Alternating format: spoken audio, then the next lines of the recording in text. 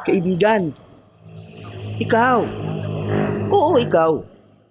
Alam mo bang magbuhat ng nasa sinapupunan ka ng iyong ina ay consumer ka na? Ang boses mo ay mahalaga. Nabibilang ka sa komunidad na kumukonsumo sa laksa-laksa at iba-ibang produkto na mayroon tayo noon hanggang ngayon. Pagkain, gamit sa bahay, gadgets, telepono, computer, kuryente, bumbilya, semento, uling, gulay, pasyalan, resorts, kopras, internet, tubig, loan, bangko, kape, asukal, asin, at kung ano-ano pa. Lahat ng ating kinukonsumo at binibili ay dapat may karampatang kalidad at tamang presyo sa merkado. Kaya halika na, tambay na dito sa programang magbibigay impormasyon at tatalakay sa mahahalagang issue na mayroon tayo hinggil sa konsumerismo. Ito ang Consumer's Desk. Tayo po ay nakikiisa sa mga naapektuhan ng pag-alboroto ng Taal Volcano. Sa mga kababayan nating nasa mga evacuation centers at nakikipisan sa mga kaibigan at mga relatives, sana'y nasa maayos kayong kalagayan. Kami po ay nakikisimpatya at nananalangin na ating malalagpasan ang pagsubok na ito. Mga kaibigang mamimili, my fellow Filipino consumers, welcome to another episode of Consumer's Desk. Samahan niyo po kami ngayon kasi pag-uusapan natin ang mga polisiya at batas regarding the protection of the consumers in times of emergencies and calamities. We will discuss how a Filipino consumer deal in these challenging situations. And pag-uusapan din natin ang role ng ating local government units and our consumers who must be responsible at this time. Ang hashtag natin ngayong gabi ay #ConsumerAlert. Kasama natin ngayong araw ay isang batang abogada. She is a professor of law at the Arellano School of Law and a Master of Law student at San Sebastian College Recoletos. And of course, she is no other than Attorney Jane Balino. Attorney G, magandang araw sa iyo. Magandang araw din, Vanessa. Magandang araw, Attorney G. Itatanong natin ngayon is that ano ba yung rights ng consumers in times of emergency tulad na nangyari sa Taal Volcano eruption? Okay, thank you, Vanessa. Una sa lahat, siguro magandang maintindihan natin na yung karapatan ng consumers during yung mga emergency situations katulad nung sa Taal, wala rin siyang pinagkaiba sa ordinaryong mga panahon. Siguro yun ang una natin maintindihan. So, the basic rights would be siguro right to basic needs. Yes. Number two would be right to be informed, and then right to grievance, and right to health and safety. Yun So siguro. sinasabi natin, Attorney G, na walang pinagkaiba. Ang ating consumers' rights and ang consumers' laws would be applicable even during the times of emergency or during normal situations. Ano ba, Attorney G, ang mga policies ng gobyerno, ng state on this matter? I think tinatanong niyo yata din during emergency situations. Yes. So, ang policy ng government natin during emergency situations is to ensure, number one, na yung mga basic needs na nabanggit kanina, which is a basic right, ay given at reasonable prices and available to the public. Yun ang parang pinaka-priority ng gobyerno. Yes. Nakita natin yung DTI last time na nag-supervise ng mga monitoring sa mga sa Bambang and other drugstores or even mga shops na nagbebenta ng mga masks and all. Nabanggit kasi kanina ni Attorney yung right to basic needs. Ako I am interested, ano ba yung basic needs na sinasabi natin under the law? According sa law, sa Price Act, ang basic needs or yung basic necessities na tinatawag, yun yung mga kailangan ng mga tao para sa pamumuhay nila. So, bilang mga Pinoy, katulad ng kanin, diba? Gatas, itlog, diba? Tapos canned fish. Pero magugulat kayo, ang kape ay considered as a basic necessity under the law. So, ngayon, under About that... yung mga detergents, Attorney, especially ngayon, maraming naglalabas sa... Dahil sa ASHFALL, yes, tama. According din sa batas, ang laundry soap ay isang basic necessity. Okay, basic needs. Nasabi mo, Attorney, ang basic necessity. How is it differentiated from the basic commodity?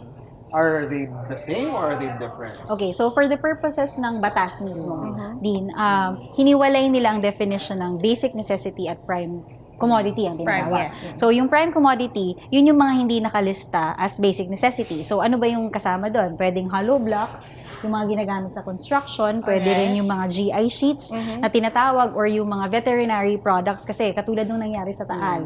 'Di ba? Maraming naapektuhan ng mga agriculture na businesses. Yes. So, yung iba doon, hindi lang naman yung poultry ang naapektuhan, pati yung suppliers ng fertilizers. Yung mga fertilizers and veterinary products ay considered as prime commodities. How about yung mga fresh fruits, attorney? Ano ito? It's prime considered as commodities or a prime commodity.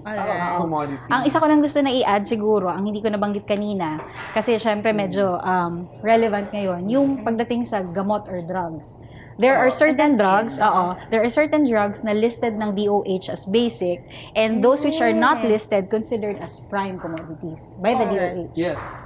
Nabalitaan natin, Attorney G, ang mga pagbibenta at pagbibili ng mga masks, facial masks during the ASHFALL and in this particular situation. Ang masks ba or N95 mask, considered ba ito as prime commodity or prime necessity? Or ano pong masasabi natin dito? Siguro ang masasabi ko lang dito, hindi siya considered as a basic na necessity. Okay.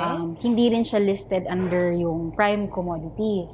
So siguro ang parang ang effect niya is hindi siya magiging under ng Price Act talaga. Sinasabi mo ba, attorney, na ang gobyerno hindi pwedeng pansinin or hindi pwedeng pakialaman itong presyo ng N95 masks? But bago mo po sagutin yan, magbabalik po ang Consumer's Desk.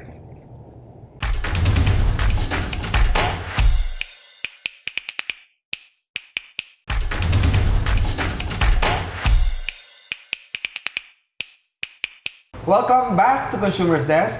May pending question tayo kay Attorney G. Ang question natin is whether ang facial masks or N95 masks ba ay maituturing na prime commodity or necessity? Attorney G, ano pong masasabi natin dito? Well, nabanggit ko kanina na yung applicable law during yung sa emergency situations such as this is the Price Act. Pero ang hindi naman ibig sabihin noon na wala nang ibang batas na enforce at present. So, kung ang tanong mo ay pwede bang pakialamanan ng gobyerno yung kasi nababalita yan lalo sa social media na tumataas yung presyo. Pwede, pero we are not gonna use the Price Act. Kasi ang sa Price Act, drugs that are regulated or listed as basic necessity or commodity, of which wala doon yung N95. So, ang papasok na batas would be Consumer Act naman, which is enforced at all times, even during emergency situations. Kasi nabanggit nyo kanina, yung rights ng consumers natin, hindi naman siya suspended even at the time of calamity, di ba? Ganun na. Anong mga particular aspects ng Consumer Act, siguro, Attorney G, ang applicable on these aspects? Narinig natin ang City Government of Manila said that they will go into this sellers or mga businesses na nagbebenta ng mataas na presyo.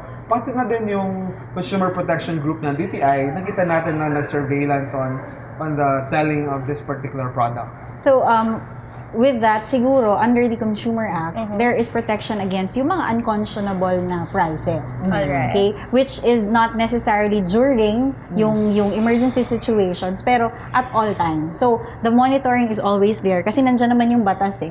Oo, lagi siyang in play. So, Attorney G, yung DTI, yung ginagawa ng DTI, no, na nagsusurveillance sila at nag-check sila sa mga drugstores, is it valid under the law? Yes, Alright. it is. Kasi isa sila sa implementing agency nung mismong pag-protect sa consumers under the Consumer Act din. In relation to the commodities and necessities, Attorney G, is it the DTI only that is the prime government office that has an obligation to monitor on this aspect? Okay, pagdating doon, siguro para maintindihan na rin ng marami, hindi lang DTI. Kasi depende yun sa product na involved. Yes. For example, bigas. Siyempre, it would be the Department of Agriculture. Kunyari, ang pinag-usapan natin ay mga kerosene, LPG, Department of Energy. So, these are government agencies na nagtutulong-tulong in order to protect the rights of consumers. Kaya lang, siyempre, expertise ng department. Like DTI yan. Yes, that's why nakikita natin ang iba't ibang gobyerno na nagtutulong-tulong para sa pag-prevent ng unconscionable pricing of basic commodities and necessities during this time. And sa enumeration nga kanina, Attorney G, sinabi mo na hindi lang isang produkto yung nare-regulate natin dito. And does it mean, Attorney G, that we are not simply controlling the prices here, but also we are protecting the rights of the consumers against illegal sellers or Yes, businesses? basically, itong mga batas na to, ginawa sila with the goal in mind to protect the consumers. Kasi remember, syempre capitalist ang industry, 'di ba? Pero kailangan kahit paano i-level ng gobyerno ang playing field. So these are the laws that were enacted para protektahan sila. Kasi aside, Attorney Gino, sa pag-overprice, no, pagdagdag ng presyo, meron din kasi yung mga individuals na nag-hoard sila. Ano yung masasabi natin dito? Okay. Ano bang hoarding, by the way, Oo Attorney G? nga, ano nga yun? Kasi very common yan na naririnig ng mga tao yung hoarding. Since ngayon, ang parang pinag-uusapan natin is the recent Taal eruption. Ang hoarding under sa Price Act is kapag ang isang tao bumibili ng unusually large volume or large quantities of a certain product. Paano mo masasabi na large volume? More than 50% ng usual niya na binibili. Hino-hoard niya. Okay. So, hindi lang pagtataas ng presyo, kundi yung pag-hoard or pagtatago, pag-i-imbak ng mga more than 50% of what is needed. So even the individuals, pwede silang mag-commit ng ganitong... Yes, especially ngayong panahon na to. Kasi syempre, nabanggit natin kanina yung basic necessities versus commodity. Pag ang isang tao nag-hoard, for example, ng bigas, okay? Not necessarily na tinaas niya yung presyo. Hindi niya tinaas yung presyo. Yung hoarding alone is considered punishable or kasalanan siya under the Price Act. Speaking about punishments, Attorney G, ano pang mga illegal acts or activities ang punishable under the existing laws in times of emergency situations? Okay, so aside from yung hoarding na nabanggit po natin din at saka Vanessa, meron din tayong profiteering. Kung ang hoarding, kinukuha mo lang yung unusual volume or malaking bulk ng quantity ng isang product. Ang profiteering, may presyo ka na, magdadagdag ka, siguro sabihin mo mga more than 10% of the usual price. Especially pag emergency situations, which is the coverage ng Price Act. Kasi hindi lang sa during the Taal volcano, nakita natin before, during Yolanda, during the Zamboanga siege. These are situations, similar situations na nagkaroon ng problema on the pricing, profiteering, hoarding, and other than this particular acts, Attorney G, meron pa ba tayong ibang pinagbabawal ng batas? Siguro yung tinatawag nila na cartel. Yung tinatawag nila na cartel. So yung cartel, medyo alam ng tao yun kasi naririnig nila sa mga palabas, pero it's actually an illegal act punishable under the Price Act. So siguro 2 or more na mga tao or industry magjo-join together sila and then they raise the prices of their commodities. So kung yung profiteering pwedeng gawin ng isang tao or ng corporation, ito naman grupo sila kasi alam nila na sila yung may control ng certain basic necessity or prime commodity. Attorney G, we are saying that ang Price Act ay isa lang sa mga batas na umiiral. We also have the Consumers Act and other existing laws. Are there penalties ba sa sinasabing mong mga hoarding, profiteering, mga unconscionable activities like this? Sasagutin yan ni Attorney G sa ating pagbabalik.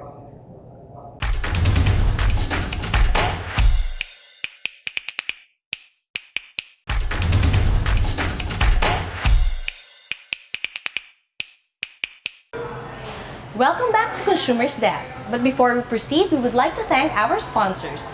We have Tanti Philippines, Vantage International, City Mall, Miss Vivian Uy of Tanti Philippines, Double Dragon, Central Mall San Andres Market, Taton Law Office, Loyal Noble Philippines, and SMAC Television, our partner. Thank you to our sponsors. And Attorney G, we have a pending question. Meron bang mga punishment or penalty ang mga taong nag-violate ng ating batas in times of emergency situations? Okay, so sa Price Act din, saka Vanessa, kung nag-commit ka ng mga nabanggit ko kanina na hoarding or cartel or profiteering, pwede kang hindi lang makulong, which is, it's also a criminal act kasi, so pwede kang makulong. Meron ka pang babayaran na siguro ang minimum would be 5,000 to, depende dun sa act, pwedeng umabot ng mga 2 million or 1 million pesos. So, sinasabi mo, Attorney G, na hindi lang criminal or hindi na civil. Even may mga administrative Meron din, penalties yes. pa on So this. let us remember kasi na every act that you do, meron siyang civil liability, meron siyang admin liability. So, under that, especially ngayon, kasi may emergency eh. So, merong problema, di ba? Tapos kung parang magte-take advantage ka ng sitwasyon, kaya malupit o mas malala yung penalty. Speaking of advantage, taking advantage, kaya ba nandito pumapasok ang gobyerno? Or, ang question natin, under what circumstances should the government come in order to regulate, for instance, the prices or other aspects of consumer law? Okay, so just to narrow it down siguro, kasi nabanggit kanina na yung topic naman natin was about the recent Taal, no? Taal explosion. Apart from yung calamity or natural disaster, which could be man-made or by yung natural na forces, pwede rin during war. Okay? Kasi parang na-remember natin yung Zamboanga siege before, meron ding nangyari na ganon. Even sa Marawi. Yes, yung sa Marawi na ganon, pwedeng mag-intervene ng government. Pwede rin pag dineclare na under state of calamity yung isang area.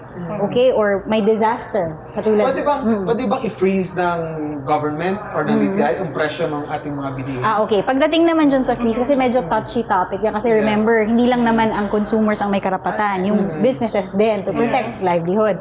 Yung freezing na sinasabi, very limited siya dun sa calamities. Pero ang freezing na yon, prevailing price pa rin. Prevailing price as determined by yung implementing agencies na nabanggit natin kanina din. Pero ang gagawin lang ng gobyerno is pwede niyang ibaba.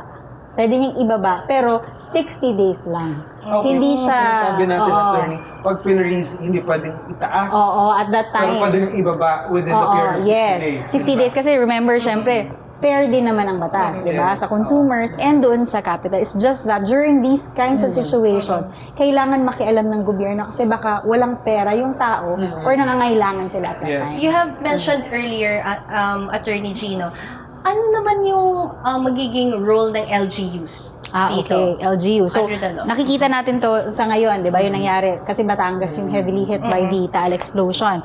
Ang nagiging participation ng LGU is to give assistance apart from yung kanilang mga relief operations. Ang ginagawa din is, yung mga barangay or mga LGUs na naapektuhan, ina-adopt nung So, nung evacuation mga nearby, centers natin. nearby barangays, and they use their calamity funds to that effect. And nakikita natin yung pagtulong-tulong ng iba't ibang ahensya ng gobyerno on this particular aspect. Na si DSWD, the NER, RMC, Yes. and even LGUs po din na galing sa ibang lugar. Yes, Davao, yes, or yung Nueva recently. Ecija, nagbigay ng nagbigay, bigas. or yung nagbibigay ng sa Benguet, ng mga gulay, Yes. mga ganon. And even the foreign countries natin, meron din Yes. silang binibigay sa atin na assistance. And of course, we cannot also disregard the actions of the local organizations, Yes, the and the NGOs, individuals. the individuals.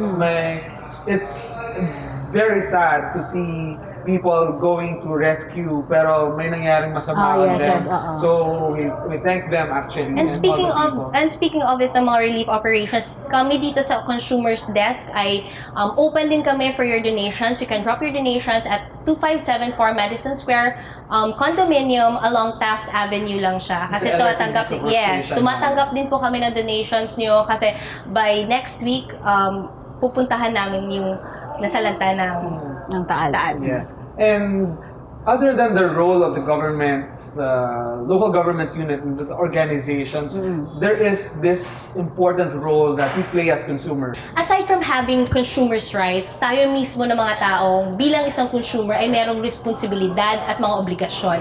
Ano-ano po yung mga responsibilidad ng isang consumer? Okay, gusto lang natin i-emphasize na kahit may mga batas na pinoprotektahan yung consumers, ang karapatan natin, katulad nung kanina, di ba, ang basic rights natin, right to basic needs, right to grievance, so on and so forth. Kahit may mga ganun, ikaw mismo bilang consumer, kailangan prepared ka, number one. Prepared ka for all kinds of situation. Kasi if you already prepared yourself, wala nang kahit sino pa yung mag-increase ng price, hindi na makaka-apekto sa'yo. Kasama na dun siguro yung mga may budget ka. Yes, oo, na nakasave ka for that matter, ganyan. Apart from that, syempre, right mo rin na maging aware. For example, meron ng mga nagbebenta ng mga unconscionable na at unconscionable prices.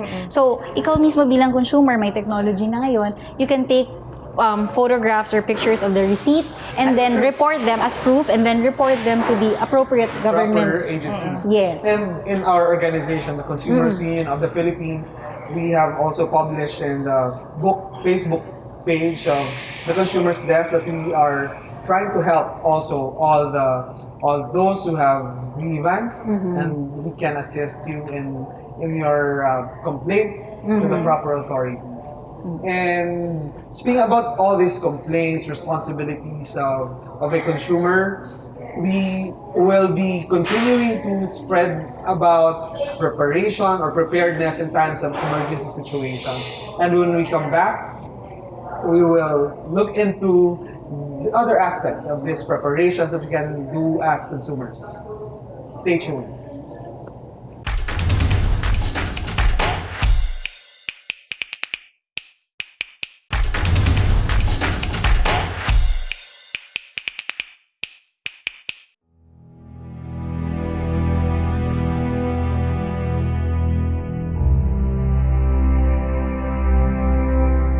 Maraming mga kababayan natin ang apektado sa pag-aalboruto ng Bulkang Taal.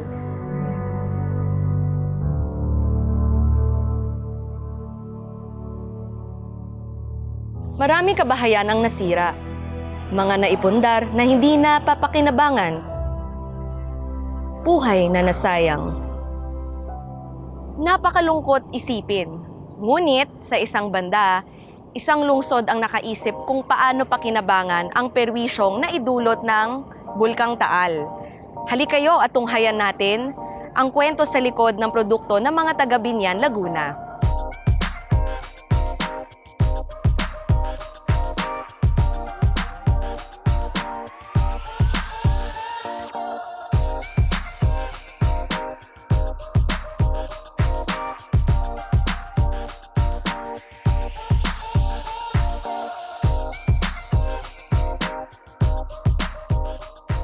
Magandang araw mga kaibigan. Kasama natin ngayon si Mayor Arman Di Magila ng Biñan Laguna.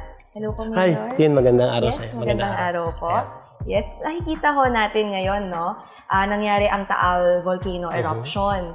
So, syempre, nakaka-apekto to ng mga kabuhayan ng mga tao dito, yung Yes, naninirahan sa malapit. Ngayon, meron tayong natunghayan na produkto. Yung ash, yung hollow blocks, di ba? We call it Taal bricks. Taal bricks. And hollow blocks. Hollow blocks, yes. Can you tell us about this product ho? Kung Ayan. paano? Ang totoo niyan is, last year pa namin project ito. Meron talaga kaming material recovery facility. What we're doing is, nag-shred kami ng plastic, yung mga worthless na plastic na hindi na talaga pakikinabangan, ano? Instead na itapon siya sa mga landfills, ano? Ang ginagawa namin, sinishred namin siya ng pinong-pino. Then, neutralize namin kung siya ay medyo may amoy, ano? So, ang ginagawa natin is, gumagawa talaga kami ng bricks and hollow blocks. In fact, sa bricks namin, more than 200,000 na ang aming nagagawa. Okay. Ang hollow blocks naman namin, there were school na ipagawa namin using these hollow blocks. Ano? Tsaka mga kanal namin, yung ibang kanal namin, hollow blocks na namin ang ginagamit namin. Okay. Now, with this development na unfortunate naman sa mga kababayan natin, at naapektuhan din kasi ang Biñan eh. Yes. So, the day after ng explosion ng Taal volcano, problema kami.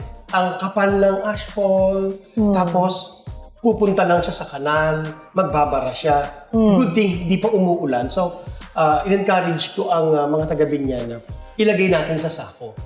Then, kumuha agad kami nagpatawag kami din, kumuha kami ng sample. Napansin namin, hindi naman talaga siya katulad nung sa pinatubo na abo. Okay. Ito is parang buhangin. Mabigat. In fact, mabigat siya. Buhangin siya. So, pinag-usapan namin, saan natin to itatambak? You know, the usual parambak lang yan eh. Kaya lang, ang namin, yung isa kong engineer, sabi niya, Mayor, sa facility natin, sa MRF natin, baka pwede nating subukan. Kasi, with these bricks, sa bricks lang, 60%, almost 60% dito ay white sand. So, let's do away with our white sand. Iyan ang i-substitute natin. Yun, it turned out, after few adjustments ng formulation niya, nakuha namin yung tamang formulation. At matibay siya ngayon. Binabaan namin ng konti ang ashfall para medyo 40% ang ashfall, 10% ang semento, 30% basura. May basura pa rin. Basura component. Laging may plastic, hindi namin. Kasi nga, what we do is, iniipon namin yung mga plastic. So, sinishred namin. Ina-stockpile talaga namin. Tuyong-tuyo naman siya. Then, yung isa pa is, nilalagyan namin siya ng white sand pa rin. May white sand pa rin component na. Ang plano talaga dito is gumawa ng marami at i-stockpile. Mass production. Mass production. Talagang hindi titigil ng paggawa. Then, dadalhin din namin sa Batangas on their way to recovery. Pag nasa recovery phase na sila, kung may mga barangay halls, centers, health centers na nasira, bigyan natin sila ng hollow blocks. Gusto nilang mag-landscape or sa mga pathways lang nila. Ang dami palang kagamitan, no, Mayor, ang mga hollow blocks na to. So, yun ang ano natin. Kaya lang, ito ngayon, may mga recent development naman is na-promote yung aming project, merong gustong bumili. So sabi ko, sayang din ang opportunity na kumita at i-donate. Di ba? Kasi yung recovery ng Batangas, I would say, sana mas mabilis, ano? Yes. Pero kung magtagal pa, we will never know. So, bebenta talaga namin siya. Muna, bebenta namin. Tapos, lahat ng proceeds, hindi yung kita lang, ha? Lahat ng proceeds, edi bigay na natin sa mga nasalanta ng taal. Magwalis tayo. Huwag niyong iasa sa gobyerno lahat. Hindi ho kaya ng gobyerno lahat yan. Magwalis, isa ko. Pag ginawa ho niyo yan, nakatulong na kayo na hindi maklag ang kanal. Itabi ho ninyo. The government, eventually kukunin ng gobyerno natin yan. And we feel good when we help. Diba? And the city of Biñan ay kasama po ninyo. Hindi kami yung nangunguna dahil mas marami pa akong magagaling na LGUs dyan. Pero kasama po ninyo sa panalangin, sa pagtulong ang mga taga Biñan at magkikita po tayo. Naghahanda ho kami. We will be there next week. Pero marami na po mga private companies, private individuals, associations, groups na nagpunta na ng Cavite, ng Batangas, tumulong na. But the government of Biñan, ito po yung aming ginagawa para sa inyo. Then eventually, gusto ko rin po kayong makita. Pupunta po kami. We are now coordinating with the Mayor of Agoncillo and Calaca para po makatulong tayo. As God is our refuge, ganun pa rin.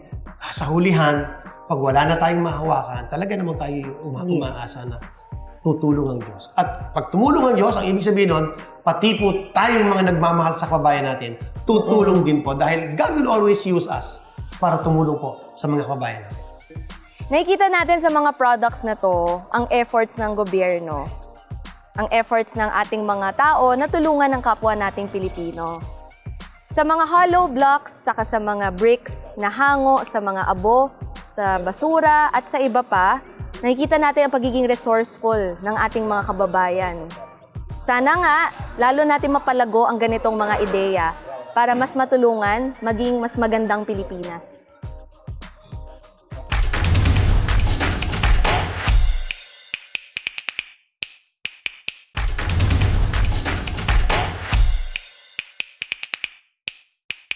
So mga kaibigan, nakita po natin yung consumer's review. Ngayon naman, pag-uusapan natin yung about sa preparedness ng mga consumers. Yes, and the importance of preparations in times of emergency Calamities, situation yes. or sakuna or calamities. It's always good to be prepared. And this is not only limited sa nangyari lang sa Taal, but sa lahat ng kalamidad na pwede nating ma-experience in the And you future. know, the Philippines is a calamity-prone area. We have the typhoons. Yes, tama. We have The big one din.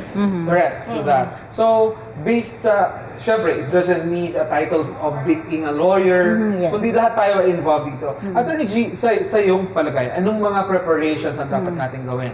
Siguro ngayon din marami ng mga movies nga actually about the apocalypse ongoing, tama. ganyan. Sa totoo, ito yung ang sinasabi lang dito, we should all be prepared at any time for whatever matter. So siguro, katulad ng mga survival kits na naririnig nyo, there are certain bags na pwede mong i-prepare sa bahay mo. For example, na nandun na yung mga basic like water, skyflakes siguro, o kung anong mga biscuits o ganyan.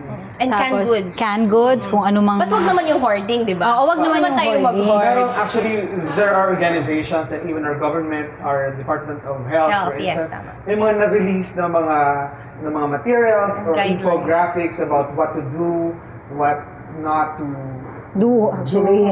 or what to avoid in times of the emergency situations. I think dapat nating alamin as a consumer. Remember that a consumer is informed. So dapat natin tingnan ang mga babala, ang mga warnings, and we have At to follow makinig the sa warnings. balita at yung gobyerno natin. Yes. If we've seen the warning na mag-evacuate or Yes. mag-transfer, Lumikas na agad. sumunod tayo at maging masunurin tayong mga consumer kasi it's always that prevention is better than And as much as possible, preparation. siguro din, no, we have to stay indoors. Kasi, for example, pag may Yung itong ashfall, yes, di ba? Mas maganda siguro na manatili muna tayo sa ating mga sariling bahay para at least maiwasan. Prevention is still better than cure. Yes. At saka siguro isa pa din, ang ano lang is, ngayon, yung technology nandyan na. All you need to do would be to log in, for example, sa iyong just to be informed of the latest happenings. Yes. Kasi it's not all about you, lalo na may internet. So kahit saan ka pa sa buong mundo o sa buong Pilipinas, pwede kang maging prepared kasi nandyan na eh. Even the government agencies have their websites. Tapos may mga text na, for example, from NDRMC. Pag na-receive mo na yon, mag-ready ka na. Hindi ka na mag-antay na Yes. meron pang mangyari sa'yo before you do something And the about it. consumer is always prepared. Yes. Sabi nga, so if we have time to look at the videos Yes. on this particular dance, for instance, we can also have time na sumaliksik tungkol dun sa anong mga gagawin kung may ganitong problema or ganitong sitwasyon, paano natin maiiwasan or paano natin maiibsan ang ating mga kahirapan, halimbawa, in this particular situation. For the final tips, titira natin kung meron ibibigay si Attorney G regarding our topic today and to make our consumers aware. Okay, i-recap ko lang. Kasi kanina, na-highlight natin yung mga rights ng consumers, not just during times of emergency, pero na-highlight lang ngayon. So, right to basic needs, right to health and safety, right to be informed, and yung right to grievance. So, siguro, ang importante doon, maging mapagmatsyag lahat ng consumers. We have programs like this, for example, sa inyo, na kunyari, meron silang nakita na papasok doon sa mga nabanggit natin kanina, dito mag-report sila. Yes, pwede. Not just here, pwede rin sa LGUs, di ba? Meron din The mga different agencies. yes, Meron agencies sila. and NGOs, even NGOs such as yung nabanggit nyo How about sa kanina din. LGUs po? Pwede ba silang pumunta doon and to seek... And remember ang LGUs kasi sila talaga ang constituents Ah, Sila mismo yung parang pinaka-constituency nung Sila ang LGU. frontliners, Yes. kumbaga. So they can very well report kasi karapatan din naman na public service yun eh. So at any rate, pwede silang tumakbo sa LGU nila, sa government agencies. It's basically a work in progress Yes, and a hand-in-hand and work. it's a collaboration on the part of the consumers. Kung nakikita natin yung kaibigan natin or yung mga ordinary consumer na niloloko or may mga ginagawang masama, you can always report that. And you know, the consumer's desk is always open to entertain complaints. We can always assist you. You can contact our numbers. And message us on Facebook. And message us on Facebook directly or to me. You might follow my Facebook page, Dean Rodel Taton. And before si also, you Vanessa- can also message me or email us at consumersdesk.cop@gmail.com or also message us on Facebook. It's Consumers Desk. On my account, it's Vanessa Oyos. And on our IG, we have also our IG Yes. accounts. It's I am Queen Vanessa and And Riddle for Twitter and Instagram. On a serious note, we would like also to, again, continue our call for donations. Maaari po nating ilagay ang mga donations natin. It may be food, or clothes, or the water, or iba pa na gusto nyo ibahagi sa ating mga kababayan na naapektuhan ng Taal volcano eruption. And again, as mentioned by Vanessa earlier, you can drop your donations at Madison Square Condominium, 2574 Taft Avenue, Malate, Manila. It's just beside the LRT Vitacur station. So there is a box there with Consumers Desk, and we'll be giving that to our kababayans in Batangas for the coming days. And we also did provided a number there on our Facebook page. You can text it if you have inquiries on how to help. Yes, and I think that would be all. I would like to thank you, Attorney G, for this opportunity that Yes. again we were able to share to our fellow consumers, our kababayans, about the importance of being in the know of our rights as a consumer and as an ordinary citizen. And you know that you do not cease to be a consumer in times of emergency or emergency situation. We always have to be informed, and again, as you said, we have to be prepared all the time. But before that, babati muna ako. Kay Kuya Bill Biloso ng UV Express nung last time kasi. Baka si Attorney G, ayaw nga magbati pala ka, ikaw muna. Attorney G. Babatingin ko lang yung yung mom ko na nasa probinsya, yung mga relatives ko na nasa probinsya, babatingin ko rin yung mga classmates ko sa San Sebastian din, yung mga estudyante mo. Hello sa mga estudyante ko sa UST, San Sebastian, at sa Master of Laws program all over the Philippines. Sa tatay ko na birthday niya, Tay Herminio Taton, happy birthday for happy 85th birthday. Happy birthday And sa po. sa mga kasimmanwa ko sa Uton. And gusto ko din batiin yung ate ko, Attorney Jerlyn Oyos and Nicole Oyos, and also my sponsor, UVEC Manila, Attorney Mark Rile and Gio Hordan, and also happy birthday, Attorney Earl Estacio. Si Donna Thorne, and sa mga taga Santa Monica, and special to Kisha Claire. Hi, happy birthday Kisha. To Michael, to Kyle, to Bibing, Nanay, hello. And to our friends, my brother M in the US, to my friends din in the US. Ako din. Thank you. Si Mommy pa, Mommy Ann, and Tito Jack, and sa lahat pala na nanonood ng mga taga-Kabangkalan City, Bacolod City, and Taga Iloilo Cotabato. City. Yes, And tsaka sa Arellano University, Ayun. School of Yes. Law, mga kasama ko doon, lahat. School of Law sa university mismo. Papa. Continue lang tayo, manood tayo always ng Consumers Desk. Follow us in our personal accounts and the Consumers Desk. I-share po natin ang ating mga kaalaman at ang mga impormasyon na makaka-benepisyo sa ating lahat. And that's all for now. And God bless us, everyone. God bless po.